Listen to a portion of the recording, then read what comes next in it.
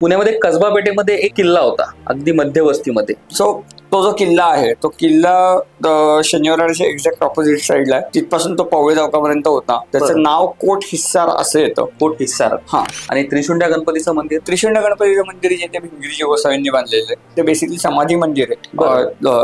आणि गणपतीला 3 सोंड आहेत. तो मोरावर बसलेला आहे. सो अशा पद्धतीमध्ये मंदिराचं सगळं आपल्याला बघायला मिळतं. तर आम्हाला थोडक्यात शनिवार वाडा हे स्ट्रक्चर किंवा वास्तुशास्त्रानुसार कसं आहे ते सांग. शनिवार वाडा म्हटलं बघायला गेलं तर तो पुरंदरे वाड्यावरनं बांधला असे काही संदर्भांमधून उल्लेख येतात. आणि त्याच काळामध्ये त्याला अनेक दरवाजे बांधले गेले. गणेश दरवाज्यातनं मुख्यत्वे करून लोक बऱ्याचदा आत यायची. गणेश दरवाजा हा पहिला होता येण्या जाण्यासाठी. तो सुद्धा पर्टिक्युलर तेवढाच दिंडी दरवाजाचाच भाग उघडायचे. हा, मी नौकानयनाचे बरेचसे पेंटिंग्स मला वाटतं त्याचे आहेत की नानासाहेबांना काही खलबतं करायचे असेल तर ते नौकानयन करत नौकानयन तिथे केलं जायचं. सगळ्यात जास्त लेण्या महाराष्ट्रातच आहेत का भारतभर लेण्या सापडतात? सगळ्यात जास्त लेण्या महाराष्ट्रात आहेत. जवळपास 1200 लेण्या महाराष्ट्रामध्ये आहेत. 1200. आणि त्यातल्या आपल्या पुण्याच्या आजूबाजूला किती लेण्या? भरपूर लेण्या आहेत पुण्याच्या आजूबाजूला. तर आम्ही ऐकतो ते महाराजांच्या जन्मापासूनच सर्वसामान्य लोक ते जुन्नरचं मत ऐकतात. पण जुन्नरला त्याच्या आधी काय हे होतं? जुन्नरला सातवाहनांनी नाणेघाट उभा केला किंवा नहापानाचा क्षत्रप होता. त्याने तिथे त्याची आर्थिक राजधानी असे रेफरन्स येतात जुन्नरचे. कारण तिथनं ट्रेड रूट खाली उतरायचा, नाला सोपारला जायचा, कल्याणला जायचा. त्यामुळे पूर्ण कोर ट्रेड सेंटरचा हब होता तो जुन्नर म्हणजे होयसांच्या कालखंडामध्ये राजा होयसांनी जी मंदिरं बांधली ती इतकी सुंदर आहेत. भारतामध्ये फार क्वचित मध्ये एवढ्या मोठ्या लेवलला ती शिल्प इंटॅक्ट असलेली दिसतात. पण ह्या सगळ्या शिल्पांमधून आपण पौराणिक गोष्टी बघतो. हो, पौराणिक गोष्टी आहेत. पंचतंत्र दिसतात आपल्याला. पंचतंत्राच्या गोष्टी आपल्याला तिथे दिसतात. नमस्कार मित्रांनो, मी शैलेश देशपांडे. स्वयंभू स्टुडिओ प्रस्तुत A to Z पॉडकास्टमध्ये तुमचं स्वागत करतो. मित्रांनो, इतिहास हा पुस्तकामध्ये न वाचता अनुभवायचा असतो. आपल्या आजूबाजूच्या दगडकोटांमध्ये, गड किल्ल्यांमध्ये, ऐतिहासिक वास्तूंमध्ये इतिहास दडलेला असतो. तो इतिहास ज्यावेळेस आपण प्रत्यक्ष जाऊन बघतो त्यावेळेस आपल्याला खरा इतिहास कळतो. पुण्यामध्ये असे काही तरुण आहेत जे इतिहास आपल्याला अनुभवायला लावतात. अशाच तरुणांपैकी फिरस्ती महाराष्ट्राची या ग्रुपचे संचालक श्री अनुराग वैद्य आज आपल्यासोबत इथं गप्पा मारायला आलेत. आपण त्यांच्या दृष्टीतून इतिहास, ऐतिहासिक वारसा, महाराष्ट्राचा ऐतिहासिक वारसा काय आहे जाणून घेऊयात.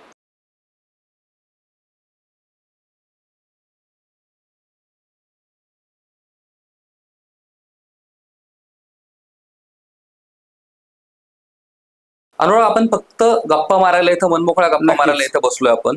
त्याच्यामध्ये आम्हाला तुझ्याकडून इतिहासाबद्दल जेवढी माहिती मिळेल ती आम्हाला हवी आहे. त्यामुळे इतिहासाचे प्रश्न नाही पण इतिहासाच्या गप्पा आपण आज मारायला जमलो. तर पहिला सगळ्यात महत्वाचा प्रश्न म्हणजे पुण्याबद्दल काय सांगशील? पुण्याचे डेव्हलपमेंट्स आपल्याला दिसतात फेज वाईज. किंवा पुण्यामध्ये आपलं काही पुरातत्वशास्त्र अभ्यासकांना गोष्टी मिळाल्यात. जसं की अवजारं, अश्मयुगीन माणसाची अवजारं वगैरे अशा गोष्टी सापडल्यात.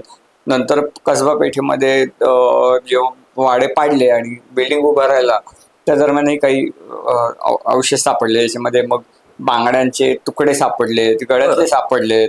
अशा काही गोष्टी सापडल्या जी साधारण सातवाहन काळापर्यंत वगैरे आले होते. असे काही संदर्भ आपल्याला आढळतात किंवा दिसतात. ते झाल्यावरती नंतरच्या काळात जरी जसं बघायला झालं साधारणतः 8व्या शतकापासून पुण्याचा रेफरन्स मिळतो. आपला 8व्या शतकात राष्ट्रकूट राजा कृष्ण पहिला ज्याने वेरूळची लेणी बांधली त्यानेच इकडे जो ताम्रपट दिला तर त्याच्यामध्ये पुण्यविषय असं नाव आढळतं पुण्याचं. आणि त्यातनं मग आपल्याला नंतर शिलाराजांच्या काळातही जो ताम्रपट मिळाला त्यातही पुण्यविषय असं नाव आढळून येतं. पुण्यविषय असं आढळून येतं बेसिकली. आणि मग त्यानंतर 11-12 शतकामध्ये इथे काही मंदिरं बांधली गेली पुण्यामध्ये. त्यामध्ये पुण्येश्वर आहे, नारायणेश्वर आहे, केदारेश्वर आहे, नागेश्वर आहे, अशी सगळी मंदिरं बांधली गेली. पुण्याला काही वेशी होत्या. कुंभारवेस होती, कासारवेस होती, मुंजेरी म्हणून एक हे होतं. सो अशा काही वेशी होत्या, अशी नावं आपल्याला दिसतात. आणि मग त्या वेशींच्या मध्ये ते पुणे वसलं होतं. आणि ह्या सगळ्यानंतर जो डेव्हलपमेंटचा पिरियड दिसतो तो 13-14 शतकात दिसतो, जेव्हा पुण्यामध्ये किल्ला बांधला आणि पुणे हे कसबा पुणे बनलेलं दिसतं आपल्याला. बरं, आपल्या पुण्यामध्ये एक लेणी आहे, अगदी मेन रोडला जंगली महाराज रोडवरती ती लेणी आहे. बऱ्याचशा लोकांना त्या लेणीबद्दल माहिती नाही. पाताळेश्वर लेणी, त्याच्याबद्दल काय सांगशील? पाताळेश्वरची जी लेणी आहे ती राष्ट्रकूट राजा कृष्ण पहिला याने बांधलेली. तसे संदर्भ येतात ताम्रपट्टामध्ये, जेव्हा पुण्याचा जो उल्लेख येतो तो आपल्याला दिसतो पुण्यविषय म्हणून. आणि ह्याने ती सगळी लेणी बांधली. त्या लेण्यामध्ये जर बघितलं तर बाहेर नृत्य मंडप दिसतो, आतमध्ये गेलं तर शिवासंबंधी शिल्प दिसतात, लिंगोद्भवाचं शिल्प आहे, नंतर अंधकासुराचा वध आहे, अशी शिल्प दिसतात. मध्यभागी तसा गर्भगृह आहे, गर्भगृह आता तिथे जर बघितलं त्याच्यावर कीर्तिमुख वगैरे कोरले आहेत. सो अशा पद्धतीमध्ये त्याचे आपल्याला संदर्भ दिसतात आणि ती लेणी आपल्याला ट्रेसआउट करता येते व्यवस्थित डिटेलमध्ये जाऊन किंवा अभ्यासता येते. पण असं ती लेणी पांडवकालीन आहे असं काही ठिकाणी वाचायला मिळतं, त्याबद्दल असं काही नाहीये. पांडवकालीन वगैरे काही नाही. आपल्याकडे कुठलीही मंदिरं, कुठल्याही लेण्या या पांडवांनी बांधलेल्या नाहीत. प्रत्येक राजघराण्याने तिथे काम केलेलं आहे. प्रत्येक राजघराण्याचं पॅटर्नच त्यांना मिळालेलं असतं, त्याप्रमाणे त्या लेण्या बांधल्या गेलेल्या. त्यामुळे लोकांचा फार समज असतो की पांडवकालीन आहे किंवा कुठलंही मंदिर अचानक वेगळ्या कालखंडात घालून देतात लोक की हे यांनी बांधलं, किंवा असं काही नाहीये. त्याच्यामध्ये लेण्या असू देत, मंदिर असू दे, ती पांडवांनी वगैरे बांधलेली नाही, की त्या राजघराण्यातल्या लोकांनीच बांधलेलं. पण त्या ओळखता येतात ह्या राजघराणी. ताम्रपट, शिलालेख हे त्याचे इतिहासाचे शिलालेखांवरनं ताम्रपट हे इतिहासाचे मुख्य गोष्टी आहेत, ज्याच्यातनं आपला इतिहास कळायला मदत होतो. जसं की नाणी पण महत्वाचा घटक इतिहासातला, म्हणजे नाण्यांवरही गोष्टी कळतात आपल्याला. सो त्यातनं या गोष्टी समजायला मदत होते. अच्छा, पुण्यामध्ये कसबा पेठेमध्ये एक किल्ला होता अगदी मध्यवस्तीमध्ये, तर त्या किल्ल्याबद्दल जास्त माहिती ऐकायची आम्हाला थोडीशी. सो तो जो किल्ला आहे तो किल्ला शनिवारच्या एक्झॅक्ट ऑपोजिट साईडला आहे. तिथपासून तो पवळे चौकापर्यंत होता. त्याचं नाव कोट हिस्सार असं येतं. कोट हिस्सार, कोट हिस्सार येतं किंवा पांढरीचा कोट त्याला असं संबोधलं जातं. त्याच्या ज्या पायऱ्या आहेत त्या हौसा फॉर्म्स नावाचं दुकान, त्याच्या तिथनं डावीकडनं ज्या पायऱ्या आहेत, सो त्या पायऱ्या तिचा दरवाजा होता, त्याला कोकण दरवाजा असं संबोधलं जायचं. आणि पवळे चौकात जो दरवाजा होता तो नगर दरवाजा म्हणून संबोधलं जातं. सो बुराण अरब नावाचा अरब एक त्यांचा सरदार होता आणि या सरदाराने बहामनी पिरियडच्या दरम्यानचा तो सरदार होता. त्यांनी तो किल्ला बांधला आणि पुणे हे कसबा पुणे बनलं. सो कसबा म्हणजे काय, कसब जिथं तुमचं दिसतं, जिथे आर्टिसन्स सगळे बसलेले असतात, तो सगळा एरिया म्हणजे कसबा. बरं, म्हणून ते कसबा पेठ असं ते आपलं नाव दिसून येतं. अच्छा, आता पुण्याच्या कसबा पेठच्या थोडं पलीकडे गेलं की सोमवार पेठ, गोसावीपुरा सगळा भाग आहे. तिथे एक त्रिशुंड्या गणपतीचं मंदिर पण आहे आणि गोसावीपुरा त्या भागाला म्हटलं जातं. तर त्या भागाला गोसावीपुरा म्हणण्याचं काय म्हणजे मुख्य कारण काय? बेसिकली तिथे गोसावी जे आहेत मध्य प्रदेश माळवा या पट्ट्यातनं काही गोसावी लोक जी आहेत ती आपल्याकडे आलेली दिसतात आणि ते पेशवे काळ तिथे एस्टॅब्लिश झाले. नागेश्वरच्या बाजूला काही रेफरन्स येतात, त्याच्यामध्ये तो सगळा पट्टा स्मशानाचा आणि याचा होता आणि तिथे या लोकांची वस्ती होती. नंतर त्यांनी काही वाडे वगैरे बांधले आणि ह्याच लोकांमध्ये काही लोक हे सावकारी पण करायचे, म्हणजे गोसावी लोक. हो हो हो, त्यांनी काही कर्ज दिलेले काही संदर्भामधनं आढळून येतात. बरं, आणि त्रिशुंड्या गणपतीचं मंदिर जे ते भिंगरीच्या गोसावींनी बांधलेलं आहे. ते मिक्स आर्किटेक्चर मध्ये दिसतं. माळवा दिसतं, राजस्थानी दिसतं, मराठा आर्किटेक्चरचे खांब त्याच्या देवकोष्ठावरती दिसतात. त्यातनं ते समजायला मदत होते पूर्ण. त्याच्यावर वेगवेगळे पॅनल आहेत, वेगवेगळ्या गोष्टी आहेत. त्याच्यामध्ये गेंडा आपल्याला बघायला मिळतो वैशिष्ट्यपूर्ण. गेंडा हा महाराष्ट्रात 2च ठिकाणी दिसतो स्कल्पचर वाईज. एक म्हणजे त्रिशुंड गणपती आणि दुसरा चांगावटेश्वर. या 2 ठिकाणी तरी माझ्या बघण्यात तरी 2 ठिकाणी. चांगावटेश्वर म्हणजे सासवडचं. माझ्या बघण्यात तरी 2च ठिकाणी आहे. अजून मला गेंडा शिल्पामध्ये तसा दिसलेला नाहीये. पण हे 2 ठिकाणी गेंडा आता जरी दिसतोय एवढं मी म्हणू शकतो, जो मी बघितलाय. बाकी कोणी बघितला असेल तर तो माहिती सांगेलच किंवा कुठे ना कुठे आपल्याला दिसेल. दुसरं महत्वाचं म्हणजे तिथं मागे काही शिल्प आहे, त्याच्यामध्ये लिंगोद्भव शिल्प अत्यंत उत्कृष्ट शिल्प आहे, ज्याच्यामध्ये लिंगोद्भवाची गोष्ट येते.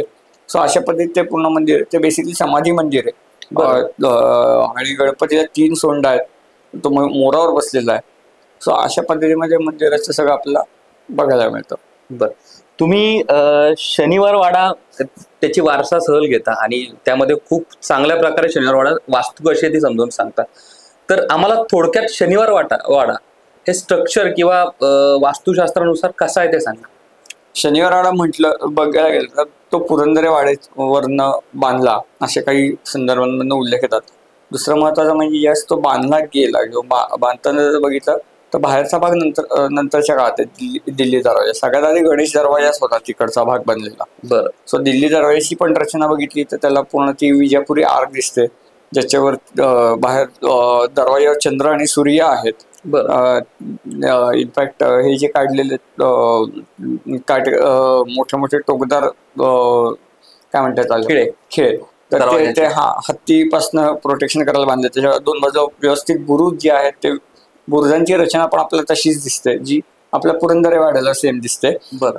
आतमध्ये जर बघितलं एंट्री मारली तर मधला वाडा जो होता तो त्याच्यावर मजले होते. बरं. हा, म्हणजे बाहेरच्या बुरुजाच्या ह्याच्यावर 7 मजले नव्हते, तर आतमधल्या ह्याच्यावर ते दिसतं. म्हणजे गुगलला तुम्ही जर एक फोटो सर्च केला शनिवारवाडा ब्रिटिश पिरियड पेंटिंग असं टाकलं तर तुम्हाला त्यामध्ये ते वाडे ऍटलिस्ट दिसतात आहे. मग इमॅजिन होऊ शकते कसा होता. बरं. तर वाड्याला आता एवढा आगी लागल्या त्यामुळे ते बऱ्यापैकी नष्ट झालं आणि हे झालं. त्यामुळे तिथे जर तुम्ही तिथे जो खिडकी दरवाजा आहे त्याच्या बाजूचं स्ट्रक्चर बघितलं तर तिथेच तुम्हाला पेशवेकालीन त्या गोष्टी दिसतात राहिलेल्या शेवटच्या, आणि वरती नगरखान्याच्या इथे. बरं. पण त्या काळामध्ये शनिवार वाड्याचं वैभव काही औरच असेल. हो हो हो. आणि त्याच काळामध्ये त्याला अनेक दरवाजे बांधले गेले त्या वाड्याला. आज बघितलं तर मस्तानी दरवाजा पण बंधनी दरवाजा पण आहे. तर ह्या दरवाजांचा उपयोग असं म्हणतात की प्रत्येक वेगळ्या याच्यासाठी वापरला जायचा. म्हणजे काही फक्त कामगार यायला वापरायचे, काही सरदार यायला वापरायचे. तर असं कुठल्या गणेश दरवाज्यातनं मुख्यत्वे करून लोक बऱ्याचदा आत यायची. गणेश दरवाजा पहिला होता. मोठा दिल्ली दरवाजा जो आहे तो कोणी एम्बॅसी मधला माणूस येणार असेल, कोणी फार मोठा व्यक्ती होता तेव्हाच उघडला जायचा. मस्तानीचा दरवाजा सेपरेट काढून दिला होता, त्यामुळे त्या भागातनं तिकडनं ये जा आणि ह्या गोष्टी होत्या. असे काही संदर्भ येतात.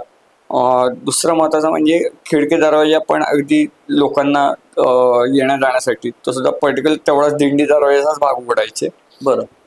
पलीकडे जाऊन आंबेड दरवाजा जो आहे जिथं नारायणराव पेशंटचं प्रेत नेलं किंवा शेवटचं सगळं हे केलं गेलं ते तिकडनं नेलं गेलं, मग त्याच्यानं नारायण दरवाजा आपल्याला पडलेलं दिसतं.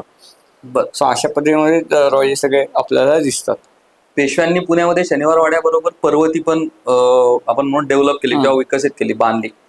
तर पर्वतीबद्दल तुम्ही काय सांगता? सो पर्वताई देवीचं त्या ठिकाणी नानासाहेब पेशंटच्या काळात ते जास्त डेव्हलप झालं. ओके. मुख्य करून, आणि त्यांनी पूर्णपणे त्याला फॉर्टिफाईड वॉल वगैरे बांधलेली दिसते.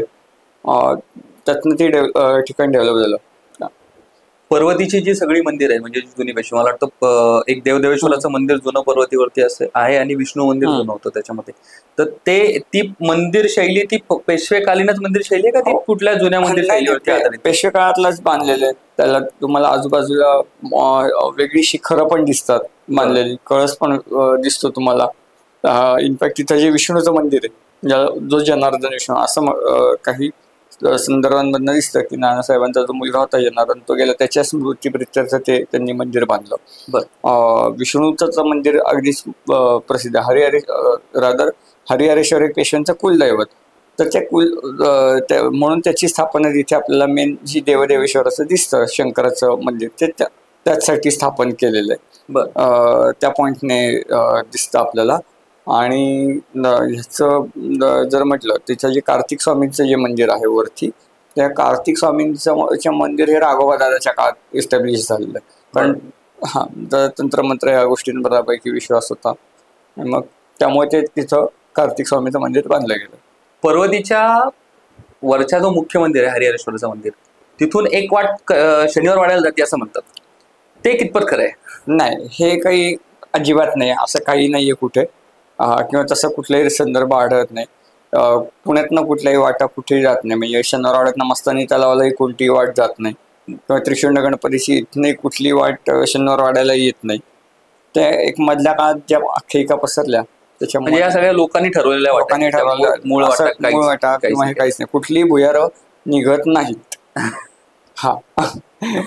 बरं. नानासाहेबांनी कात्रजचं पाणी शनिवार वाड्यामध्ये आणलं, तर हे वास्तुशास्त्रामधलं एक अद्भुत काम होतं असं म्हणूया आपण.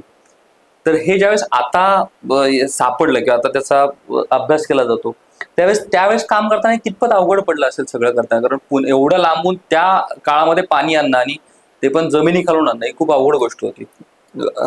टेक्नॉलॉजी किंवा हे म्हटलं तर त्यावेळेस काही ना काही उपकरण म्हणजे राजा छिन्नी हातोडी असू देत किंवा इतर गोष्टी असू देत की ज्याच्यातनं ते लोक पाणी काढण्यासाठी किंवा त्यांनी तेवढे कारागीर लावलेले असणार.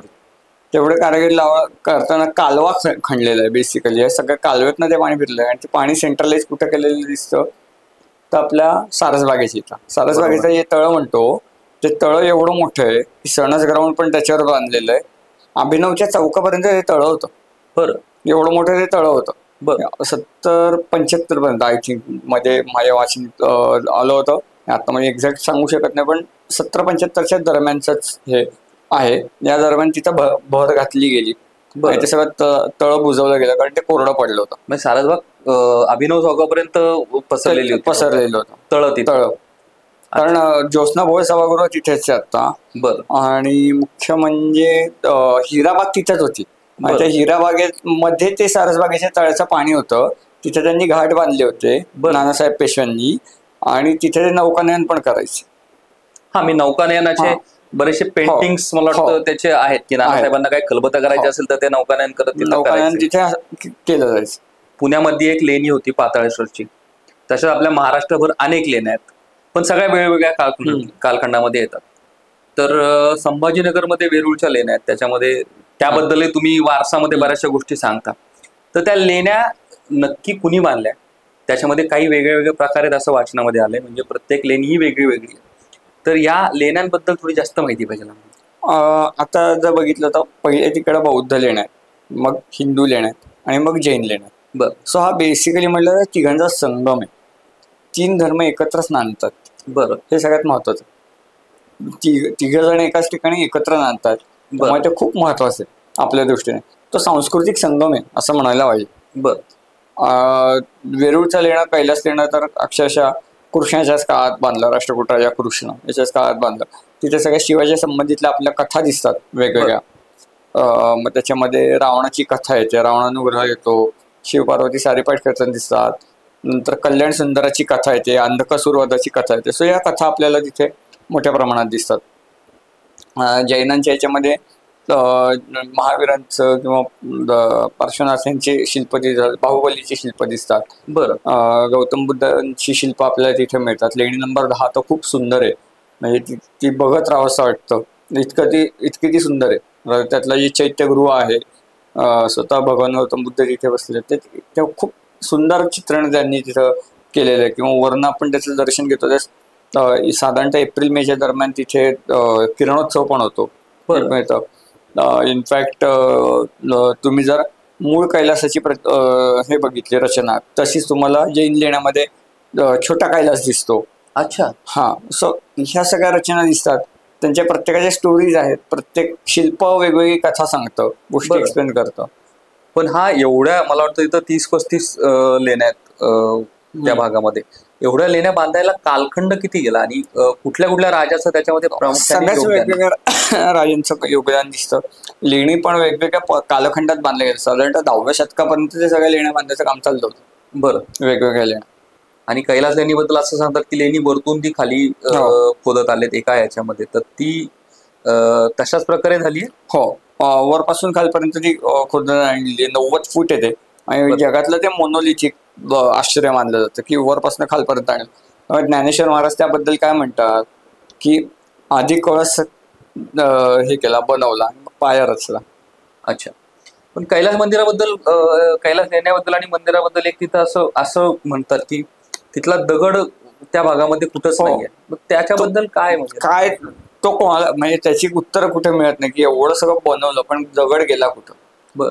खूप जणांनी शोधायचा प्रयत्न केला अभ्यासकांनी पण फार काही असं कुठे सापडलेलं नाही.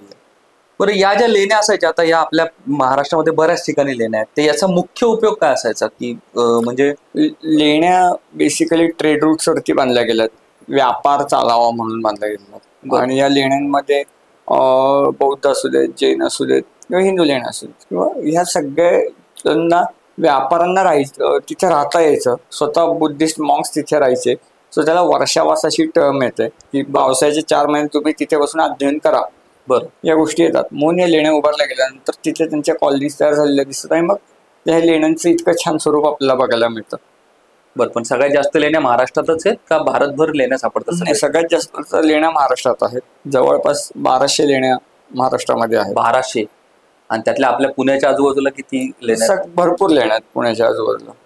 बरं, जुन्नर हे ऐतिहासिक वारसा असलेलं ठिकाण आहे. तिथं पण लेण्याद्रीला वगैरे लेण्या खूप बघायला मिळतात. आणि जुन्नरचं खूप वेगळं ऐतिहासिक महत्व आहे.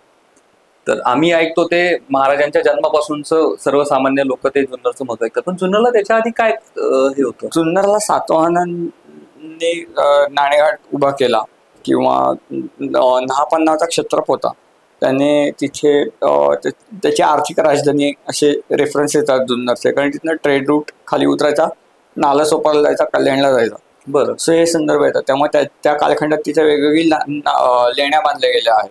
म्हणजे त्या नहापान क्षत्रपाचा जो अमात्य आहे त्याचा एक शिलालेख पण तिथे आपल्याला आढळतो जुन्नरमध्येच.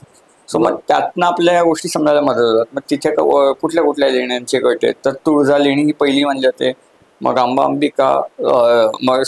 मग भूतलेणी मानली जाते. म्हणजे भीमाशंकर, अंबांबिका, भूतलेणी हे त्यांचे गट आहेत. बरं, मानमोडी टेकडी समूहातला तो सगळा गट आहे, हे आपल्याला कळतं. शिवनेरीच्या लेण्या आहेत. शिवनेरीला east facing, west facing, south facing अशा 3 प्रकारच्या तिथे लेण्या, 3 लेण्यांचे भाग आहेत. 3 दिशेला असल्यामुळे लेण्याद्रीची लेणी एक वेगळीच आहे. सो ह्या सगळ्या मिळून त्या लेण्या आहेत तिथे. सो त्यामुळे पूर्ण कोर ट्रेड सेंटरचा हब होता तो जुन्नर म्हणजे आज थोडक्यात असं आहे की जी त्यावेळेची ट्रेड सेंटरची हब होती ते आज थोडीशी आउटस्कर्टला गेलीत किंवा दुर्लक्षित झालीत आणि शहरं वेगळी डेव्हलप झाली. म्हणजे पुण्यासारखं शहर असेल किंवा हा प्रश्न मलाही पडतो बरेचदा की जुन्नर जर एवढं भरभराटीचं शहर होतं त्यावेळेस पुण्याची सिच्युएशन काहीच नव्हती.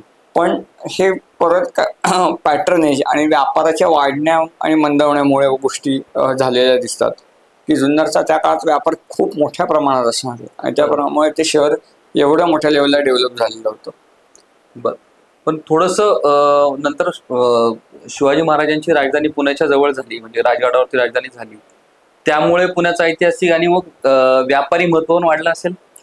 मुळात शिवाजी महाराजांनीच पुणे डेव्हलप केलं हे आपण अगदीच म्हणू शकतो. कारण सोन्याचा नांगर शिवाजी महाराजांनी स्वतः फिरवला, त्यामुळे त्यातनं पुण्याच्या भरभराटीला सुरुवात झाली असं आपण म्हणू शकतो. नंतर ती नानासाहेब पेशव्यांच्या काळात जास्त भरभराटी लागली, कारण नानासाहेब पेशवे खूप उत्तम ऍडमिनिस्ट्रेटर होते. अच्छा.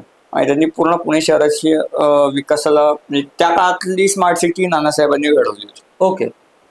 शिवाजी महाराजांच्या ह्याच्या काळात तो सगळा काळ जो होता तेव्हा शिवाजी महाराजांच्या काळात ते आपल्याला पुणे डेव्हलप होताना दिसलं प्रॉपर, आणि मग ते शहर वसलं.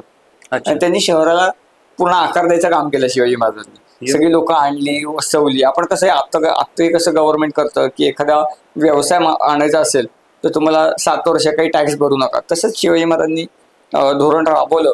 म्हणून लोक आपल्याकडे म्हणतात ना कायम की शिवराज्य आलं पाहिजे, ते त्याच पॉइंटला म्हणतात की शिवाजी महाराजांचं धोरणच एवढं होतं, एवढं त्यांचं फ्युचर दिसतं की त्यांनी काय लेवलला विजनरी विचार केला असेल आणि त्यातनं हे सगळ्या गोष्टी घडलेल्या.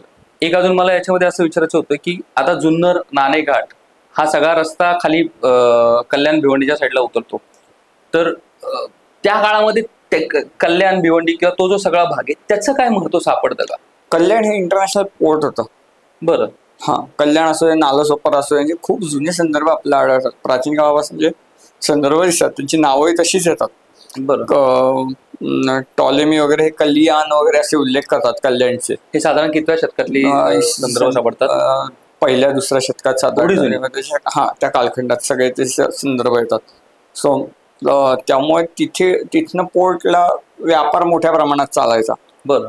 आणि आजही कल्याणची रचना बघितली ती खाडी आत घुसलेली आहे. आता भले ते बंदर जरा हे झालेलं असू देत, पण हे 16-17व्या शतकापर्यंत ते वापरत होतं. 17-18व्या शतकापर्यंत जवळपास वापरत होतं ते सगळं. अच्छा. आता आपण जास्तीत जास्त बोलतोय ते पश्चिम महाराष्ट्राचा जास्त भाग बोललोय, त्याच्यामध्ये फक्त आपण वेरूळच्या लेण्यांबद्दल थोडंसं वेळ ह्याच्यामध्ये बोललो.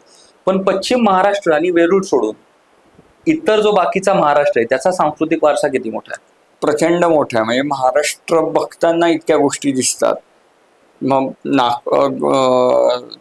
चंद्रपूर आणि गडचिरोलीच्या मधल्या पट्ट्यामध्ये एक मार्कंडेय म्हणून सुंदर मंदिर आहे. बरं. 3 स्टोरीड आहे ते मंदिर, खूप सुंदर मंदिर आहे. किंवा तुमचा रामटेक असू देत, रामटेकला तुम्हाला वाकाटकांच्या काळातली मंदिरं बघायला मिळतात. बरं. तेर गाव तर अत्यंत सुंदर आहे. या तेर गावामध्ये उत्खननामध्ये एक लक्ष्मीची मूर्ती सापडली हस्तिदंताची. बरं. तर सेम अशीच एक मूर्ती पॉम्पे नावाचं शहर आहे इटलीमधलं, त्या पॉम्पे शहरामध्ये उत्खनन करताना सापडली. अरे बापरे. सो एवढा मोठा कोरिलियन्स आपल्याला दिसतो.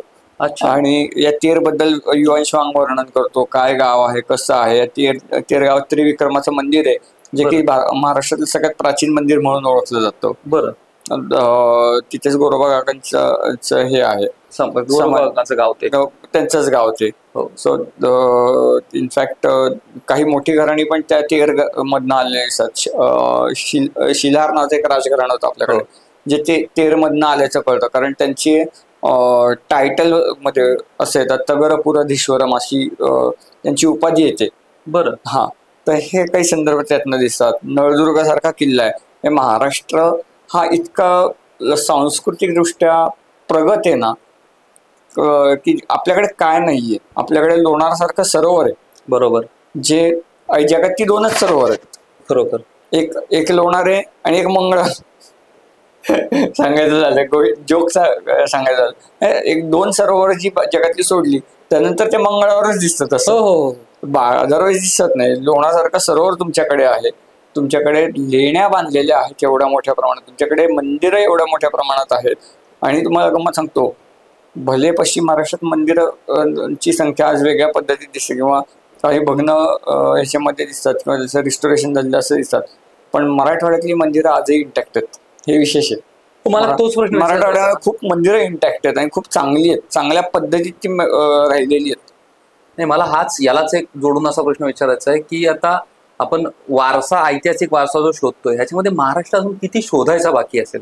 नाही, महाराष्ट्रामध्ये भरपूर काम झालेलं आहे. खूप मोठ्या मोठ्या अभ्यासकांनी याच्यावरती कामं केलेली ती चालूच राहणार आहे. इतिहास ही म्हणजे प्रोसेस आहे, तो रिसर्च वर्क तो प्रोसेसमध्ये चालूच राहतो. मग इथं तुमच्या कला येतात, तुमची संस्कृती येते, तुमचं चित्र येतात वेगवेगळ्या काळातली. मग आपण अजिंठ्यातली चित्र म्हणतो, ती चित्र येतात. तुमचे हे येतात, विवर्स येतात, क्लोथ्स येतात तुमचे, सगळे पैठणी साडी वगैरे हे तुमचे येतात, की जिल्हा खूप मोठा वारसा आहे आपल्याकडे. सो ह्या गोष्टी तुम्हाला दिसतात. नंतर तुमच्या वास्तुसंग्रहालयांमध्ये या गोष्टींमधनं येणारे डिटेल्स येतात. सो हा वारसा वेगवेगळ्या रूपात आपल्याला दिसतो. म्हणजे कलेच्या माध्यम तर आहेच, चित्र असतात, भित्तीचित्र असतात त्याच्यामध्ये. बरोबर.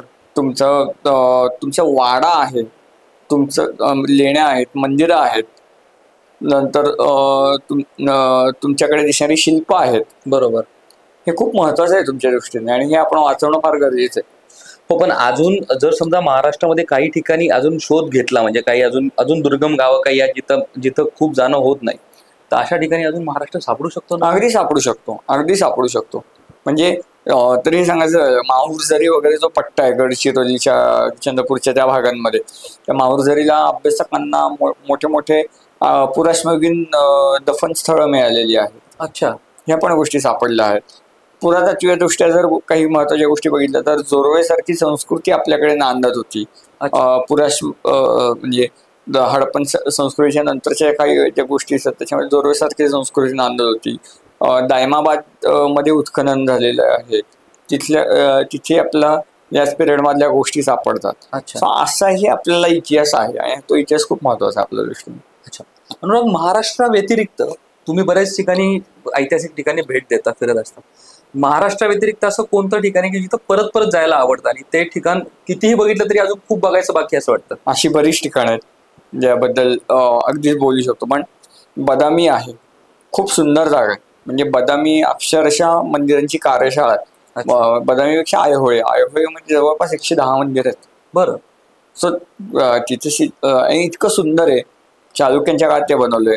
तसंच तमिळनाडूच्या खाली तुम्ही उतरला तर तमिळनाडूत पल्लवांची मंदिरं आहेत. पल्लवांच्या एकाश्म मंदिर आहेत. महाबलीपुरम सारखं त्याचं ठिकाण आहे, जे नरसिंहवर्मन दुसऱ्याच्या काळात डेव्हलप झालेलं दिसतं आपलं मोठ्या प्रमाणात. त्या गोष्टी आपल्याला बघायला मिळतात. अच्छा. किंवा तुम्ही मध्य प्रदेशात गेलात तर मध्य प्रदेशामध्ये वेगवेगळ्या कालखंडामध्ये, म्हणजे तुम्हाला मध्य प्रदेश तर इतका भारी दिसतो, कल्चुरी राजे दिसतात तिथे तुम्हाला, तिथे परमार दिसतात, प्रतिहार दिसतात. अच्छा. सो ह्या सगळ्यांनी वेगवेगळ्या कालखंडामध्ये मंदिरं बांधलेली आहेत. त्यामुळे प्रत्येक ठिकाणचा वारसा हा वेगळं गोष्टी दर्शवतो. किंवा मग तुम्ही जर हिमाचल आणि ह्या पट्ट्यामध्ये फिरलात तुम्हाला वर्मन नावाचं राजघराणं दिसतं. अच्छा. तर तिकडे 8व्या शतकातली लाकडी मंदिर आहेत, अजून आहेत. अजून आहेत. अच्छा. हा, टिकून, कारण हल्लेच झाले नाहीत, तिथं पोचलेच नाहीयेत. अच्छा. म्हणजे त्यामुळे ह्या गोष्टी खूप महत्वाच्या आहेत की भारताचा वारसा इतका मोठ्या प्रमाणात पसरलेला आहे, त्यामुळे ते महत्वाचं आहे. आणि उगाच आपल्या लोकांनी शिल्प बनवली नाहीयेत. होयसाळच्या कालखंडामध्ये राजा होयसाळांनी जी मंदिरं बांधली ती इतकी सुंदर आहेत. भारतामध्ये फार क्वचित मध्ये एवढ्या मोठ्या लेवलला ती शिल्प इंटॅक्ट असलेली दिसतात. पूर्णपणे काळ्या दगडातली जी काही शिल्प बनवलेली आहेत ती अक्षरशः फिनिश्ड स्कल्पचर्स आहेत, ज्यांची नख पण आपल्याला बघायला मिळतात. इतकं ते सुंदर शिल्प त्यांनी घडवलेत. आणि मुख्य म्हणजे एक लक्षात घ्या की भारतीय मूर्तिकलेमध्ये शिल्प ही अत्यंत महत्वाची भूमिका आहे. ती उगाच काही उभारलेली नाहीये शिल्प. हो, आपलं भारतीय तत्वज्ञान आणि शिल्प ही एकच आहेत. अच्छा. त्यामुळे प्रत्येक शिल्प घडवण्यामागे तत्वज्ञान वापरले, हे सगळ्यात महत्वाची गोष्ट आहे. आणि दुसरा महत्वाचा म्हणजे एक सांगून ठेवतो, खजुरावला तुम्ही गेलात तर खजुरावला सगळी शिल्प ही कामशिल्प नाहीत. तिथे पूर्णपणे शंकराची शिल्प तिथं कोरलेली दिसतात, शिवाची शिल्प दिसतात, विष्णूची शिल्प मोठ्या प्रमाणात कोरलेली दिसतात. त्यामुळे कामशिल्प ही अगदी 3% ते 4% आहेत. आणि पूर्ण मंदिरावर कामशिल्पांनी भरलेलं नाही, देवतांची शिल्प आहेत. अच्छा. नाही तर लोकांनी प्रोजेक्ट असं करून दिलाय खजुरामध्ये असं आहे, पण असं अजिबात नाहीये. कुठलेही काम अगदी स्कल्पचर्स कमी दिसतात त्याच्यावरती. ही सगळी शिल्प जी आहेत ती अत्यंत महत्वाची आहेत आपल्या दृष्टीने. अच्छा. पण ह्या सगळ्या शिल्पांमधून आपण पौराणिक गोष्टी बघतो. हो, पौराणिक गोष्टी आहेत. पंचतंत्र दिसतात आपल्याला, पंचतंत्राच्या गोष्टी आपल्याला तिथे दिसतात. म्हणजे तुम्ही साधं खिद्रापूरला गेलात, आपल्याकडे सध्या फार खिद्रापूरची ट्रेंड आहे आपल्याकडे. सो खिद्रापूरला जर गेलात तर खिद्रापूरला आतमध्ये गेल्यावरती खांबावरती पंचतंत्राची गोष्ट कोरलेली आहे, बडबड कासवाची. अच्छा. ते तिथे दिसतं आपल्याला. नंतर तिथेच अजून एक गोष्ट आपल्याला बघायला मिळते ती म्हणजे मुंगूस, ते वाचवताना मुलाला वाचवतं, मुंगूस आणि सापाची ती गोष्ट ती तिथे दिसते कोरलेली. ह्या 2 गोष्टी तिकडे दिसतात. नंतर पटदक्कल मध्ये तुम्हाला माकडाची गोष्ट दिसते. ते माकड काही लाकूड जवळ काम करत असतात आणि माकड येत त्याची शेपटी पाचरात अडकते, ती गोष्ट तिथे कोर.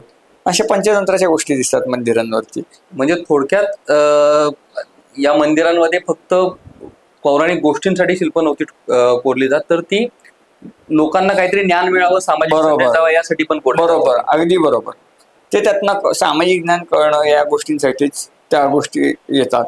मग किंवा तुम्हाला भुलेश्वरला गेलात तर भुलेश्वरला जिथं रामायणाचा पॅनल कोरला तिथं वरती बीम वरती डाव्या बाजूला गुणाढ्याची बृहत कथा कोरलेली आहे. ती त्या काळातली प्रसिद्ध कथा होती ती सगळी. त्याच्यात मग ती संस्कृतची गोष्ट येते आणि मग त्या बृहत कथेमध्ये ते सगळे प्राणी ती भाषा शिकतात. अशा पद्धतीची सगळी गोष्ट आहे. एक प्रश्न आता मला असं विचारायचा होता, खजुराहोचा विषय निघाला त्यामुळे, की प्रत्येक ही जी आहे ती बरीचशी शिल्प जे आहेत त्या शिल्पांमध्ये कामशिल्प बऱ्याच ठिकाणी कोरलेली असायची, तर ती का, म्हणजे त्याचं कारण काय असायचं? त्या काळात एंटरटेनमेंट होतं का? नाही. मुळात कामशिल्प कोरायची कारण बेसिकली अशी आहेत की त्या तत्कालीन ह्याच्यामधल्या हा माणसाच्या आयुष्यातला अविभाज्य भाग आहे. तो नैसर्गिक भाग आहे. म्हणून ते तिथं कोरलेलं आपल्याला दिसतं, बाकी काहीच कारण नाही. काही बाकीची गोष्टी म्हणजे कसं की तुम्ही मंदिरामध्ये जसं एंट्री मारता त्यास तुम्ही काम, क्रोध, मोह, मत्सर या गोष्टी सोडल्या पाहिजेत, कारण तुम्ही पवित्र ठिकाणी जाता. बरोबर. त्या अँगलला अनुसरून त्या गोष्टी तिथे आहेत. फक्त एक आता याच्यामध्ये शेवटचा प्रश्न विचारतो की दक्षिण भारतातली सर्व ऐतिहासिक शिल्पकला आणि उत्तर भारतातली शिल्पकला तुम्ही दोन्ही बघितल्यात, तर याच्यामध्ये फरक किती आहे? खूप वेगवेगळा फरक दिसतो आपला. रादर ज्याला जो दगड मिळाला त्याच्यातनं त्या डेव्हलप झालेल्या आहेत. कला ही डेव्हलप होताना वेगवेगळे फेजेस पण आपल्याला दिसतात. वेगवेगळ्या घराण्यांनी पॅटर्निश दिलं, तशा त्या कारागिरांनी ते इतके सुंदर कला घडवलं. एक लक्षात घ्या की जी माणसं बेसॉल्ट खोदू शकतात ना ती सगळं खोदू शकतात. बरोबर आहे. बेसॉल्ट सारख्या ह्याच्यावरती आपल्या लोकांनी एवढी मोठी कला उभी केलेली आहे, वेरूळचा कैलास बांधलेला आहे. बरोबर. ती जगात काही बनवू शकतात.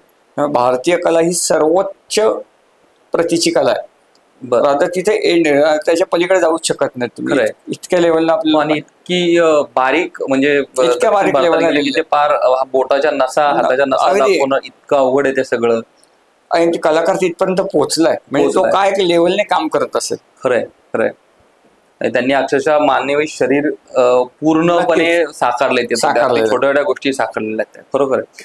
मित्रांनो, इतिहासाचा वारसा इथेच संपलेला नाहीये. हा असाच पुढे चालत राहील आणि आपल्याला अजून नवीन नवीन गोष्टी कळत राहतील, माहीत होत राहतील. अनुराग वैद्य सारखे जे माझे मित्र आहेत जे हा इतिहासाचा वारसा शोधत असतात, असे मित्र आपल्याला परत परत भेटतील.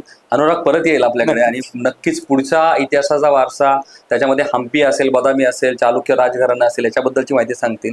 त्यांची पुस्तकं पण या गोष्टींवरती बरीच आहेत. त्याच्याबद्दल आपण त्यांना पुढच्या भेटीमध्ये विचारणार आहोत. तुर्तास आपण इथेच थांबूयात. धन्यवाद.